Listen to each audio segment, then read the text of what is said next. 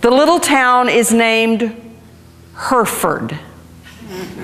Anybody been there? One back there? And what do you remember about Hereford? It's very memorable. Anybody remember? Flat. It's flat. You know what a Hereford is?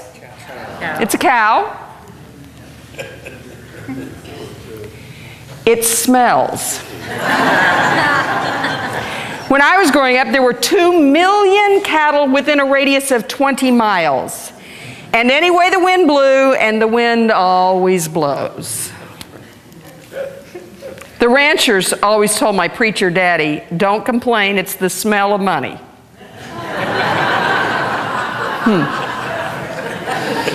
I've opened my wallet many times in my life, but that's not the smell that comes out of it. Anyway. So I found myself laughing at myself for many years as I read these people who are so into the place where they were raised and they find great truths about it. Then I get this assignment from Aaron this summer. You're going to preach about where is your Jerusalem? And I keep going back to Hereford, Texas. I always say about Hereford, it's a great place to be from.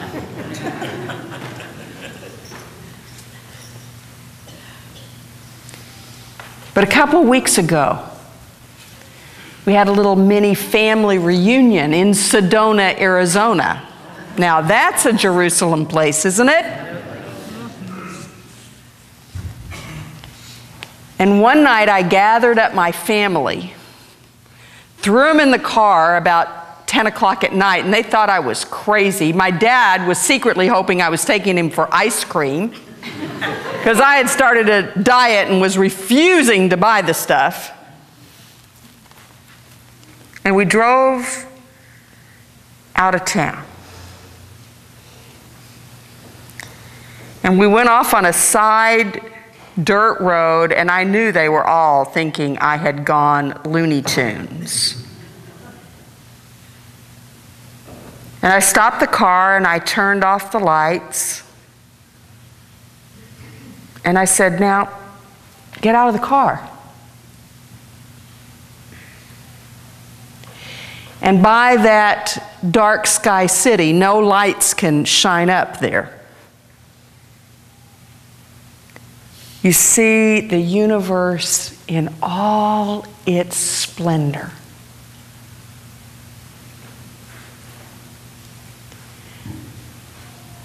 You could see the Milky Way so thick, you felt like you could scoop up the stars. And then I remembered my Jerusalem.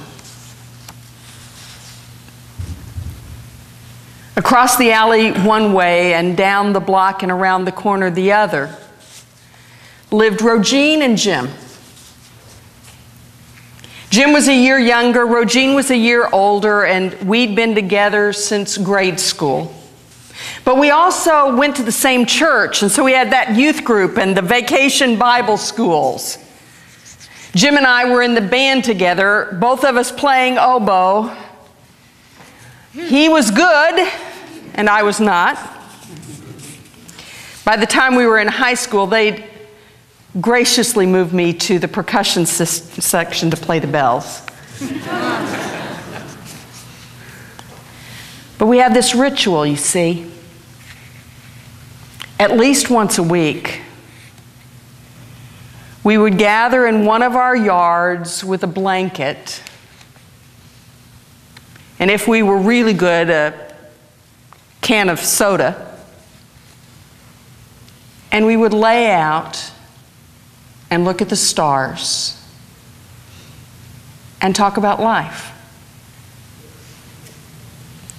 A town of 13,000 out of the middle of nowhere in the high plains doesn't cast too much light. I remember we would watch for satellites. And as it is this weekend, we would never miss the Perseid meteor showers. We'd have contests to see who could see the most meteors.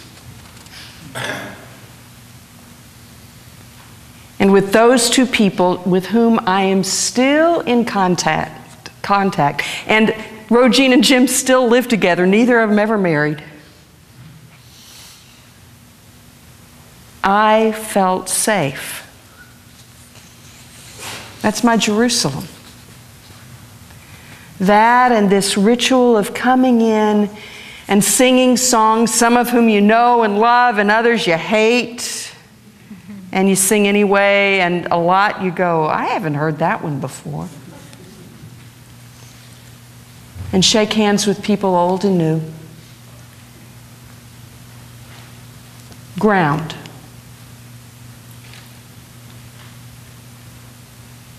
But I have just one more thing to say about this Jerusalem experience.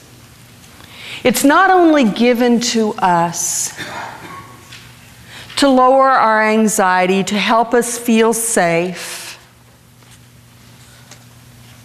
It's given to us to give us wings. Nelson Mandela, as he became the president of South Africa, quoted this: "Your playing small does not serve the world." Jesus didn't just go up and back to Jerusalem for a vacation. It was that experience that grounded him to be the teacher and the preacher and the healer that he was. I hope that your Jerusalem and my Jerusalem grounds us enough that we can be people of loving kindness, even in front of people who are rude or cruel, perhaps just plain wrong and lost. I hope our Jerusalem grounding inspires us to mentor new generations, to help them find their footing, to teach them about their Jerusalem. Did you hear it in the children this morning? How many mentioned grandparents? We are to be people who are grounded in whatever Jerusalem is yours, but people whose Jerusalem experience gives us the room to soar and to fly. I moved here to Southern California from Nebraska, where I had been for 20 years. Omaha, Nebraska is a pretty cool little town, actually. Except in the summer, it gets to be 100 degrees and mosquitoes so big you can ride them. And in the winter, too often, it gets below zero. I have a pearly gate question from that time. Lindsay was living in Arizona with a driveway maybe 5 feet long. I was living in Omaha with a driveway 100 feet long. What's wrong with that picture? When you have to shovel that stuff. I never did have a snowblower. I loved that place. But I moved here to Southern California, and literally, there is only one thing that I'm disappointed about. I certainly love the flowers. I love the weather. But you know what the disappointment is, right? No stars. Hardly any. So I have to make pilgrimages to places like Bunessan. Wow, the stars in Scotland out on those old islands. Wow. Or Sedona.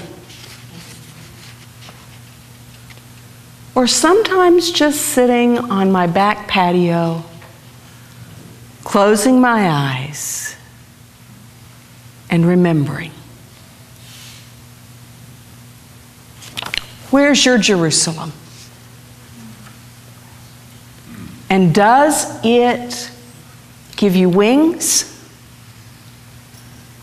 I hope so. Amen.